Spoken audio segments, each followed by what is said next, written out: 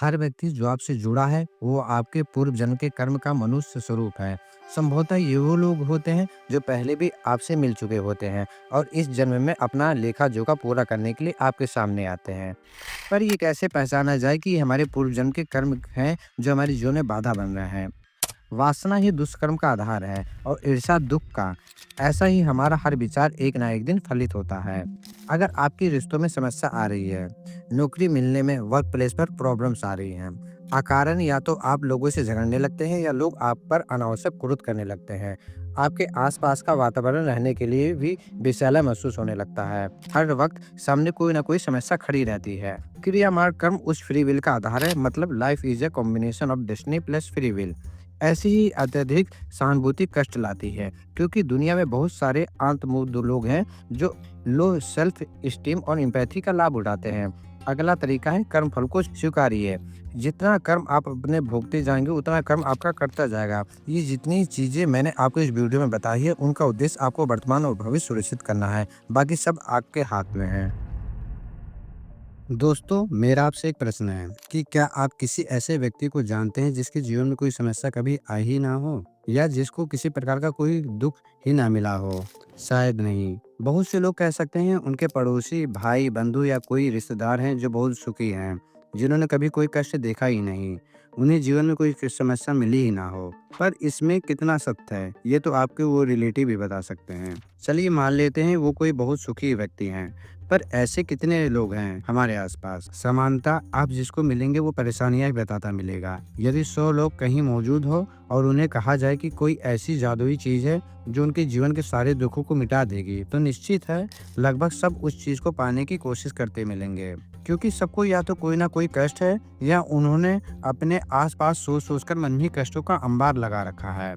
दुनिया का बड़े से बड़ा अमीर भी आपको परेशानी या पीड़ा में मिल जाएगा, क्योंकि जीवन में किसी न किसी समय पर अचानक वैसी चीजें होने लगती हैं जो दुख और परेशानियां लाती चली जाती हैं। कभी कभी हमने कुछ किया होता है, उसके परिणाम स्वरूप ऐसा होता है, और कभी कभी तो हम जान ही नहीं पाते कि बिना दोष के हमारे साथ ऐसा क्यों हो रहा है। मुसीबतें आती चली जाती हैं, दुखों का मानो पहाड़ टूट पड़ता है, हमें समझने का मौका ही नहीं मिलता।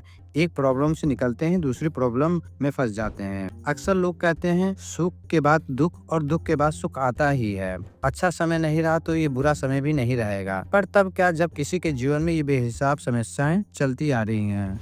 कई बार तो इतनी कि इंसान एक बार गिरता है और फिर समझ ही नहीं पाता, सब प्रयास विफल होने लगते हैं। धीरे धीरे आपकी आंखों के सामने सब बिखरने लगता है, सुख, चैन, नींद, प्रेम, परिवार सब छूटने लगता है, कुछ समझ ही नहीं आता।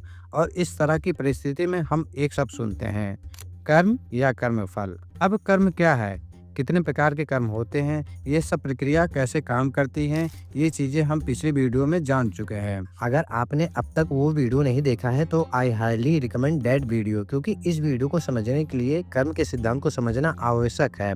इस वीडियो में मोटे तौर पर हम उन सब चीजों को देखेंगे। तो अब प्रश्न आता है, जब मैंने इस जन्म में किसी के साथ बुरा नहीं किया तो मेरे साथ बुरा क्यों हो रहा है? उत्तर है, पूर्व जन्म के कर्म के कारण। कितने जन्मों के कर्म? उतने जितने जन्म हमने या हमारी आत्मा ने लिए हैं। अच्छे बुरे सब प्रकार के कर्म। पर ऐसा कैसे संभव है? उत्तर है, मनुष्य जीवन बहुत छोटा है, हम अनगिनत कर्म करते हैं, कुछ अच्छे कुछ बुरे। कई बार इन कर्मों को भोगना रह जाता है, जब हम उन्हें भोग नहीं पाते तो फिर जन्म लेते हैं और ये पूर्व जन्मों के कर्म हमें घेर लेते हैं। सनातन धर्म के अनुसार 5 चीजें हैं जो जन्म से सुनिश्चित होती है: आयु, कर्म, धर्म, विद्या और मृत्यु। क्योंकि ये सब पूर्व जन्मों के संस्कार से हमें प्राप्त होता है, पर कई बार हमारे पूर्व कर्म हमारे वर्तमान जीवन को बहुत बुरी तरह प्रभावित करते हैं। नौकरी, घर, परिवार, संबंध, सब तरफ से हम परेशान रहते हैं। तब प्रश्न उठता है कि क्या कोई उपाय है कि हम खुद को इन पूर्व जन्मों के कर्मों के बुरे प्रभाव से बचा सकें? इस वीडियो के माध्यम से मैं आपको इसी प्रश्न का उत्तर देने के जा रहा हूँ। यदि आप बताए तरीके से कार्य करते हैं तो निश्चित ही आपकी लाइफ की प्रॉब्लम्स दूर हो जाएगी। पर वीडियो शुरू करने से पहले आप चैनल को सब्सक्राइब और वीडियो को लाइक एंड शेयर अवश्य कर लें, ताकि हमारे किसी भी वीडियो को आप मिस ना कर सकें। और अगर आप हमारे धर्म कार्य में हमारी सहायता करना चाहते हैं तो आप स्क्रीन पर दिए गए QR कोड को स्कैन करके चैनल को ज्वाइन करके हमारी सहायता कर सकते हैं। आपकी छोटी सी मदद इस चैनल को रन करने में एक बहुत बड़ी भूमिका निभा सकती है। अब आइए वीडियो शुरू करते हैं। दोस्तों, पूर्व जन्म के कर्मों या पूर्व कर्मों के बुरे प्रभाव को नष्ट करने का विचार तब उठता है जब हम उन कर्मों के प्रभाव से ग्रसित होने लगते हैं। पर ये कैसे पहचाना जाए कि हमारे पूर्व जन्म के कर्म हैं जो हमारे जीवन में बाधा बन रहे हैं? तो अभी जिन लक्षणों की हम बात करने वाले हैं, उनमें से यदि आप पीड़ित हैं तो फिर निश्चित ही आप अपने प्रारब्ध भुगत रहे हैं। जैसे आपने किसी प्रकार के परिवार में जन्म लिया, ये काफ़ी हद तक बताता है कि आपके कर्म कैसे थे। परिवार की तरफ से यदि आपको कष्ट है तो ये पूर्व जन्म के संस्कारों या कहना चाहिए कर्म के कारण है। हर व्यक्ति जो आपसे जुड़ा है वो आपके कर्म का मनुष्य स्वरूप है। यह कहें कि प्रत्येक व्यक्ति जिससे आप मिलते हैं संभवतः वह आपसे अपने पूर्व जन्मों का लेखा जोखा करने के लिए इस जीवन में आपके सामने आता है। दूसरा, अगर आपके रिश्तों में दिक्कतें हैं, आप प्रयास कर रहे हैं फिर भी रिश्ता ठीक नहीं चलता, तो ये भी आपके पूर्व जन्मों के कर्म फल हैं। अगर नौकरी मिलने या नौकरी में समस्या है, अकारण अगर आप लोगों से झगड़ने लगते हैं या लोग अकारण आप पर क्रोध करते हैं, आपके आसपास का माहौल विषैला सा महसूस होता है या आपके मेहनत का फल नहीं मिलता, आप प्रयास कर रहे हैं पर जितनी कोशिश करते हैं उतना आप अपने लक्ष्य से दूर चले जाते हैं। हर वक्त एक नई समस्या सामने खड़ी रहती है, किसी काम में मन नहीं लगता, काम करने जा रहे हैं तो बिगड़ जा रहा है। आप लोगों को भला करने के लिए जाते हैं पर अपने लिए ही कष्ट बना लेते हैं। किसी के लिए कुछ अच्छा करने का प्रयास करते हैं, लोग आपको ही गलत समझ लेते हैं। गलती दूसरे करते हैं, फंस आप जाते हैं। इमोशनली और मेंटली डिस्टर्ब रह रहे हैं, हर वक्त टेंशन और डिप्रेशन सा फील हो रहा है। ये सब और ऐसे बहुत से लक्षण हैं जो बुरे कर्मों के फलस्वरूप दिखाई देता है। और ये सब होने लगता है आपके प्रारब्ध आपके जीवन में एक्टिव होने के कारण। पर प्रारब्ध बुरा नहीं है, अच्छे और सुखी जीवन में भी प्रारब्ध का रोल है। पर ये वीडियो बुरे कर्मों के बुरे इफेक्ट पर है और ये जान लेना जरूरी है कि यदि आपको प्रारब्ध अच्छा है तो आप बुरी परिस्थिति में भी सुख भोगेंगे, और अगर प्रारब्ध बुरा है तो अच्छी परिस्थिति में भी आपको प्रतिकूल फल मिलेगा। मतलब यही है कि you reap what you sow, यानी आप जो बोते हैं वही काटते हैं। जैसा कि पूर्वज कहा करते थे, जब बोया पेड़ बबूल का तो आम कहाँ से खाएं। बबूल मतलब बबूल, कांटों वाला वृक्ष। यानी बात सीधी है, संचित कर्म रूपी पिछले जन्मों के कर्म के थैले से जो प्रारब्ध रूपी विरासत हमें मिली है उसे तो ग्रहण करना ही होगा। जैसे कर्म किया होगा वैसा फल मिलेगा। पर जैसा मैंने पिछली वीडियो में कहा था, जीवन मात्र पूर्व लिखित भाग्य भरोसे नहीं है। हमें इसे अपनी स्वेच्छा से नई दिशा दे सकते हैं। क्रिया मार्ग कर्म उस फ्री विल का आधार है। मतलब life is a combination of destiny plus free will, अर्थात ये प्रारब्ध प्लस क्रिया मार्ग का मिश्रण है। भाग्य से या प्रारब्ध से आ रही समस्याओं के बारे में हम कुछ नहीं कह सकते। हमें कार्य करना है आज पर। यही आज का कर्म हमारे पूर्व जन्मों के कष्ट से मुक्ति में हमारी सहायता करेगा और इन सांसारिक दुखों से और जीने मरने के कष्ट से हमें बाहर निकालेगा। पर ये कैसे करना है, इसका उत्तर जानने के लिए हमें उन कर्मों को या उन चीजों को समझना होगा जो प्रारब्ध के एक्टिव होने का प्रमाण है। यानी ऐसा काम जो हमारे उन्हें करने के कारण हमारी समस्या का स्रोत बन रहे हैं। अब ये आवश्यक नहीं कि ये सब पर लागू हो, पर कुछ ना कुछ होगा जो इनमें से हम करते हैं और फलस्वरूप प्रारब्ध भुगतने लगते हैं। प्रारब्ध के फलित होने के लिए एक लक्षण है आलस। अगर आप चीजों को टाल रहे हैं, कल देखते हैं कि ये काम हम कल पे करेंगे, परसों कर लेंगे या जो होगा देखा जाएगा, ऐसा ही चल रहा है, तो प्रारब्ध स्वरूप जब इस कर्म का दंड आपके समक्ष होगा तब आप उससे भाग नहीं पाएंगे। दूसरा, आप बहुत ज्यादा क्रोध करते हैं, थोड़ा कुछ होता नहीं गुस्सा आ जाता है। ये आपके काम, रिश्ते और सब कुछ खराब कर रहा है, पर आपके वश में नहीं आ रहा है, तो ये प्रारब्ध के कारण होना संभव है। एक चीज जो हमें इस प्रश्न पर लाती है कि अच्छे लोग हमेशा कष्ट में क्यों रहते हैं, तो वो भी प्रारब्ध के कारण ही है। आप इतने अच्छे बन रहे हैं या आप इतने अच्छे व्यक्ति रहना चाहते हैं कि लोग आपका लाभ उठा रहे हैं, आप देख ही नहीं रहे हैं। कभी कभी आप जानते कि आप जितना भी दें कम ही पड़ेगा, तब भी आप रुकते नहीं हैं और जानते हुए इस भलाई का कोई लाभ नहीं होगा, उल्टा कष्ट होगा, हम अच्छे बने रहते हैं। तो ये क्या है? प्रारब्ध, जो कई स्तर पर जीवन को अस्थिर करता रहता है। एक और लक्षण है कि आप में आत्मसम्मान की कमी होती है, यानी आपको लगता है कि सब आपसे बेहतर हैं। इतनी लो सेल्फ स्टीम की कोई भी कुछ कहता है आप मानकर दुखी हो रहे हैं। ऐसे ही ज्यादा सहानुभूति भी कष्ट लाती है।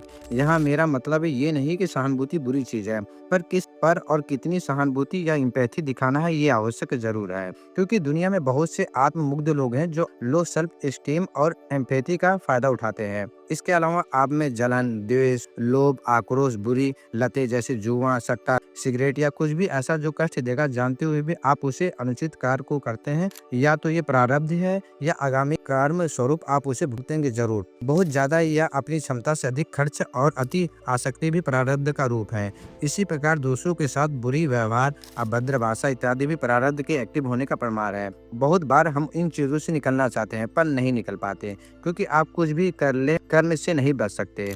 गीता में भगवान श्री कृष्ण इसी बात को कहते हैं, कर्म का फल तो स्वतः मिलना सुनिश्चित है।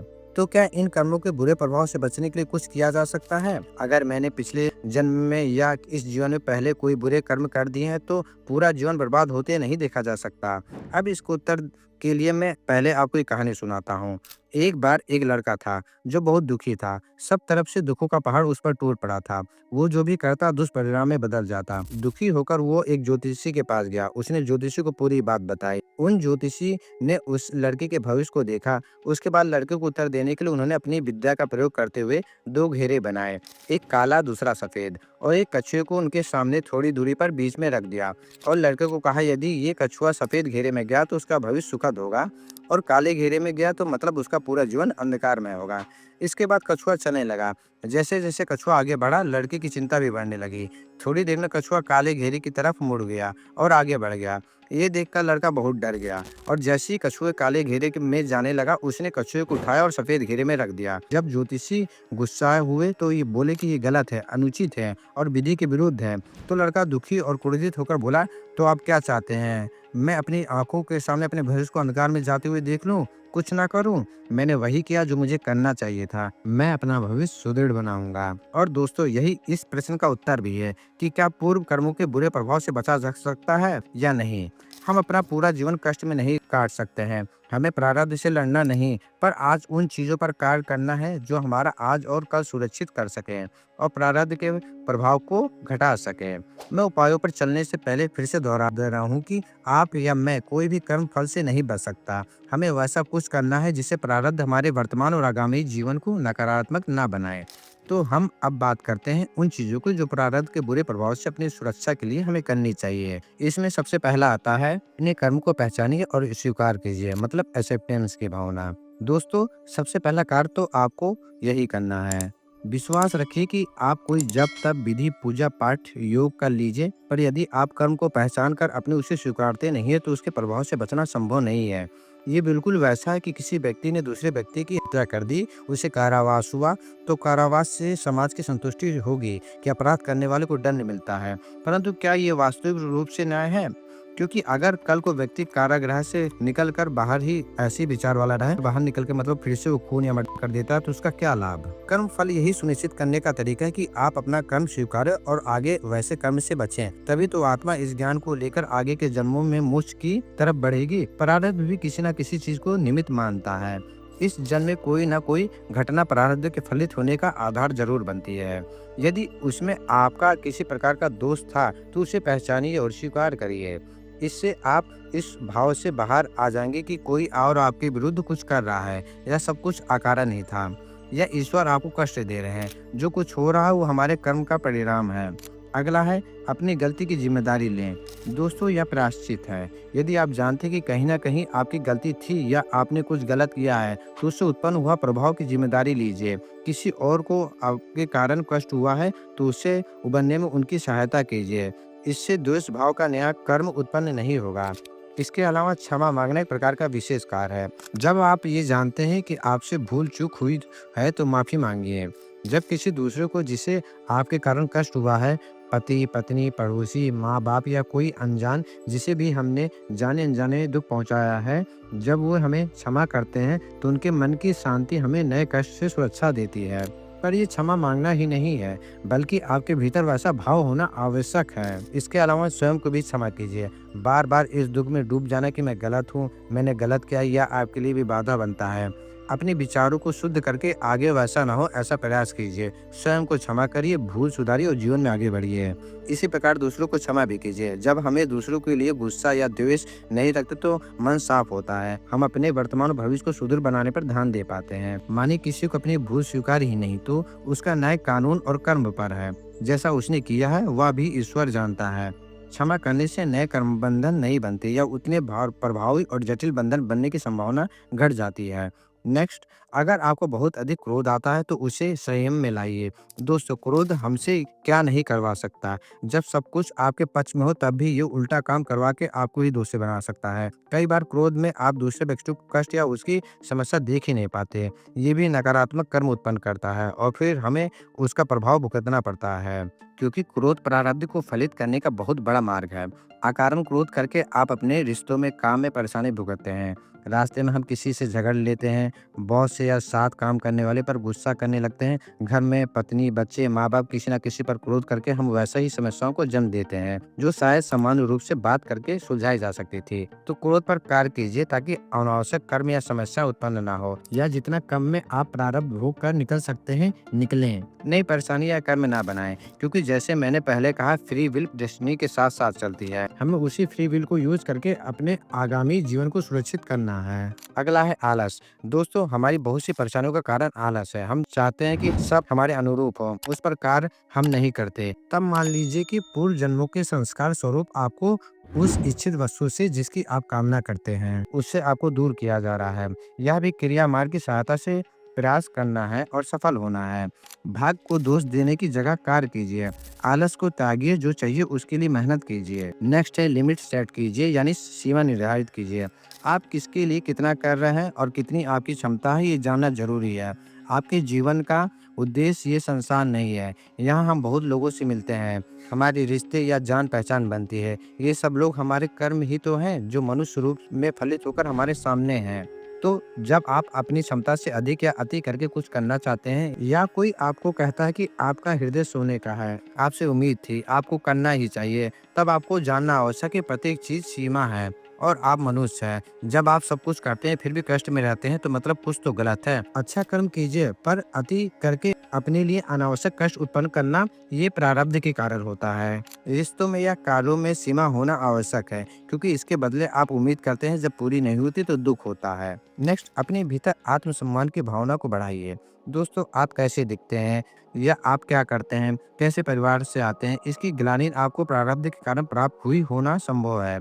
इससे स्वयं को स्वीकारिए और अपने लिए अकारण अनावश्यक चिंता का भार ना बढ़ाकर अपने इस जीवन पर कार्य कीजिए। इससे प्रारब्ध से मिली चीजों को, दुख को क्रिया मार्ग से आप काट पाएंगे। अगला तरीका है कर्म फल को स्वीकारिए और शांत रहिए। दोस्तों, जान लेना आवश्यक है कि जितना फल आप भोगते जाएंगे उतना कर्म करता जाएगा। जैसे मैंने कहा था, आप कर्म से नहीं बच सकते। तूफान के समय समुद्र में स्थिर रहकर जहाज को डूबने से बचाया जा सकता है। हड़बड़ी, तेजी, ये सब जहाज अस्थिर कर सकते हैं। वैसे ही जीवन में बहुत से अधिक कष्ट आने पर आपको मात्र अपना कार्य करना है। शांत रहिए और सुकर्म करते रहिए। इससे जब आप इस समस्या से निकलेंगे, तब इसके कारण नई समस्या आपके सामने नहीं खड़ी होगी, जो आपके विपत्ति काल में आपने बनाई हो। इसके अलावा पूर्ण कर्म को तो खत्म ही हो जाएगा, आप उससे बंधन से भी मुक्त हो जाएंगे। नेक्स्ट, सकारात्मक व्यवहार और पॉजिटिव अप्रोच। दोस्तों, नकारात्मक रवैया प्रारब्ध को फलित होने के लिए एक अनुकूल परिस्थिति है। जब आप बिना बात या ज्यादा सोचकर नकारात्मक रहते हैं या दूसरों में कमी ढूंढकर सोचने लगते हैं कि वो आपके साथ कुछ गलत कर रहे हैं, तो ये आपको ही कष्ट देगा। दूसरों को व्यवहार आपके हाथ में नहीं है, इसलिए अपने आप को सकारात्मक रखिए। जो होगा अच्छा होगा। आप अपनी तरफ से उचित कार्य करिए। दूसरों के बारे में बुरा सोचते रहना या बुरा बोलने रहने से नया नकारात्मक कर्म उत्पन्न होगा, उससे बचिए और नया कर्म या बंधन बनाने से स्वयं को रोकिए। अगला है ध्यान और मेडिटेशन। दोस्तों, मेडिटेशन दिमाग को शांत रखने और पॉजिटिव रखने के साथ साथ हमें बहुत से बुरे कर्म प्रभाव से बचाने में सहायक सिद्ध होती है। मेडिटेशन हमारे इनर सेल्फ से जोड़ती है और इससे हम अपने जीवन को वास्तविक उद्देश्य जानने लगते हैं। इसलिए मेडिटेशन एक हेल्पफुल टेक्निक है। जब हम अपने चक्रों के विषय में पढ़ते हैं तो जान पाते हैं कि प्रत्येक विकार कष्ट का मूल हमारी ऊर्जा का किसी चक्र विशेष में रुका हुआ होना है। जैसे गुस्सा, वासना, ईर्ष्या, द्वेष, ये सब मूलाधार में फंसी ऊर्जा के कारण है। तो आवश्यक है कि हम उस पर कार्य करें। अलग अलग चक्र में अलग अलग प्रकार की ऊर्जा या चेतना होती है। इन पर कार्य करके हम खुद को उन परेशानियों से निकाल सकते हैं जो उस चक्र में रुकी हुई ऊर्जा के कारण उत्पन्न हो रही है। मेरे चैनल पर चक्रों से संबंधित वीडियो उपलब्ध हैं, आप चाहे तो उन्हें देख सकते हैं। इसके अलावा कई और मेडिटेशन है जो विशेष रूप से प्रारब्ध को झेलने, उसके प्रभाव से स्वयं को सुरक्षित करने में हमारी सहायता करते हैं। यदि आप चाहते हैं कि हम उन पर वीडियो बनाएं तो आप कमेंट सेक्शन में बता सकते हैं। अगला तरीका है नाम जप या आराध्य सानिध्य। दोस्तों, धार्मिक व्यक्ति के लिए सबसे अनुकूल उपाय है जो प्रारब्ध से सुरक्षा प्रदान कर सकता है, वो है नाम जप या आराध्य सानिध्य। दोस्तों, हम जो भी कर लें अंत में है तो मनुष्य ही। एक पूरा जीवन प्रयास करते रहने पर भी कर्म फल से बचना कठिन है। आप स्वयं को अच्छा बना सकते हैं, दूसरों पर तो आपका कोई जोर नहीं, परंतु ईश्वर का सानिध्य, उनसे प्रेम, उनका नाम जप आपको वो शक्ति देता है कि कब कष्ट आकर चला जाएगा हमें पता भी नहीं चलता।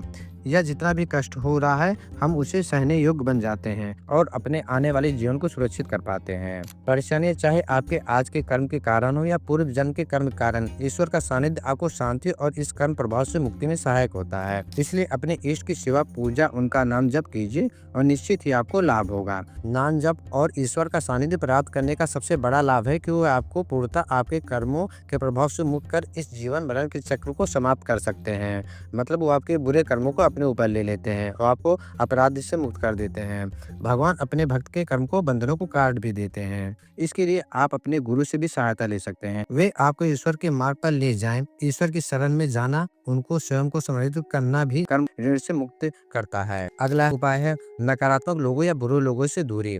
दोस्तों, जो लोग दूसरों को अहित करते हैं, आपको अहित कर रहे हैं, उनसे दूरी या सीमित करीबी आवश्यक है। जब हम किसी को बुरे कर्मों में शामिल होते हैं, उसके साथ बैठते हैं, किसी के लिए बुरा सोचते या बोलते हैं, तो ये हमारे खाते में बुरे कर्म जुड़ जाते हैं। इनसे बचने के लिए ऐसे लोगों से उतना संबंध रखिए जितना उपयुक्त या आवश्यक हो। अगर आपके लिए संभव है तो आप उन्हें समझा सकते हैं। इसके अलावा कई बार लोग हमारे साथ बुरा कर रहे होते हैं, हमारा लाभ उठाते हैं, हम सहते रहते हैं। ऐसा नहीं करना है। अपने आसपास अच्छे लोगों को रखिए, अपने आप को अच्छा बनाइए, तो कर्म फल उतना प्रभावी होगा ही नहीं जितना हम आज नए कर्म के माध्यम से उन्हें बना रहे होते हैं। नेक्स्ट है सत्कर्म करिए। दोस्तों, सत्कर्म से हमारा पिछला बुरा कर्म नहीं करता, पर इससे एक नया अच्छा प्रभाव उत्पन्न होता है। ये जो भावना उत्पन्न करता है वह भी हमें सकारात्मक बनाती है। इसलिए सत्कर्म आवश्यक है। अपनी क्षमता अनुसार दान धर्म करिए, दूसरों की सहायता कीजिए। आप जीवों के लिए भोजन पानी उपलब्ध करा सकते हैं तो कराइए। इस जीवन में सुख बनेगा और आगामी वर्तमान जीवन में जन्म दोनों सुरक्षित होंगे। दया, करुणा, उदारता, यह सब चीजें वो है जो हमारी आत्मा को सुख और शांति देती है। इसके अलावा अपने भीतर से लोभ, ईर्ष्या, अहंकार जैसे विकारों को हटाइए। किसी भी प्रकार की लत या नशे में से दूर रहिए। वासना ही दुष्कर्म का आधार है और ईर्ष्या दुख का। ऐसे ही हमारा हर विकार एक ना एक दिन फलित होता है। तम्बाकू के पैकेट पर छपा चित्र देखकर भी हम रुकते नहीं हैं, पर बीमारी बढ़ने पर ईश्वर को दोष देते हैं। विश्वास कीजिए, इसका कोई लाभ नहीं है। ऐसे ही वैसा स्थान जो आपके लिए अनुपयुक्त है, उसे संभव है तो त्यागिए। उदाहरण के लिए जेल और आश्रम की प्रकृति में अंतर है। हम जहाँ रहेंगे वैसा प्रभाव हमारे मन मस्तिष्क पर बनेगा। ये हमारे कर्मों और आचरण विचार को प्रभावित करता है और फिर बुरे कर्म फलित होते हैं और नए बुरे कर्म बनते जाते हैं। इसलिए अच्छे उपयुक्त वातावरण का होना आवश्यक है। इससे इतर धर्म, कर्म, अनुष्ठान, मंत्र जाप, पीपल के पेड़ में शनिवार को जल चढ़ाना, वास्तु से संबंधित उपाय करना, ऐसे कई चीजें जो कर्म को काटने के लिए विद्वानों द्वारा बताई गई हैं। परंतु दोस्तों, ये याद रखना जरूरी है कि कर्म फलित होकर रहेगा। पिछले जन्म या कुछ दिन पहले हमने जो कर्म किया हम उसे बदल नहीं सकते। कर सकते हैं तो अब एक नया प्रयास, ताकि जीवन के उस हिस्से को संभाला जा सके जो हमारी स्वेच्छा से लिए गए इस जीवन के निर्णयों के कारण स्वरूप लेगा। ये जितनी चीजें मैंने आपको इस वीडियो में बताई है, इनका उद्देश्य आपके वर्तमान को और भविष्य को सुरक्षित करने के लिए है। जब हम ये सब चीजें प्रैक्टिस करते हैं तो वो क्षमता हमारे भीतर आती है जो हमें भीतर से शांत और बाहर से हमारे कर्म को शुद्ध कर हमें उन कर्मों को, दंडों को सहन करने और शांति से उस समय को निकालने में मदद करती है जो विपरीत है। इससे नए बुरे बंधन या कर्म नहीं बनेंगे। कर्म या प्रारब्ध स्वरूप घटने वाले बुरे फल एक ऐसी जंजीर के समान है जो हमारी आत्मा को जकड़ कर रखते हैं। आप इसे जितना भी तोड़ने का प्रयास करें, पर इससे तब तक मुक्त नहीं किया जा सकता जब तक इसके ताले की चाबी को नहीं ढूंढ लिया जाता। ये ऐसी जंजीर है जो बढ़कर हमें जकड़ती ही जाती है। इसलिए कर्म रूपी जंजीर से हमेशा के लिए मुक्त होने के लिए हमें उस चाबी को ढूंढना होता है।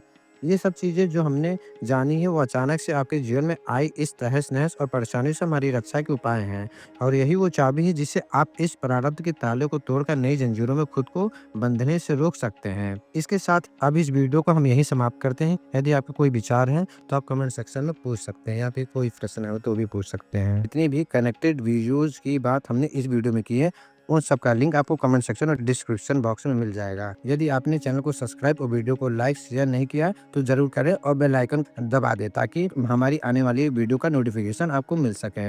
वीडियो शेयर करके यदि आप किसी की मदद करेंगे जिसकी वीडियो की ज़रूरत है तो आप वास्तविक रूप से एक अच्छा कर्म करेंगे। इसके अलावा यदि आप हमारी फाइनेंशियली हेल्प करना चाहते हैं तो चैनल को ज्वाइन या क्यूआर कोड को स्कैन करके आप कर सकते हैं। आज की वीडियो में इतना ही। धन्यवाद। हर हर महादेव।